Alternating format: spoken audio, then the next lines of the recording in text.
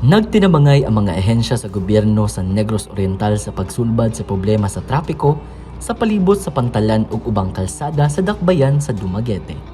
Epekto kini sa pagdagsa sa mga cargo truck nga naapektaran sa pagsira sa San Juanico Bridge ug nangita og laing ruta padulong Mindanao.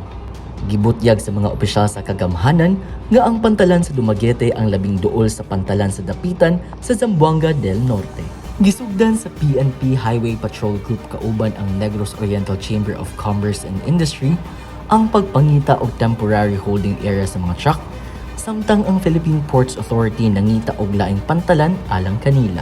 First measure that we intend to pursue would be, of course, look for alternative ports for Dumaguete Port. We're looking at Andayag Port, some private ports, and also Shaton Port. Gitugutan sab sa Maritime Industry Authority ang mga barko nga molarga sa sayong oras aron paspas nga makabiyahe ang mga truck ug dili maghuot sa karsada.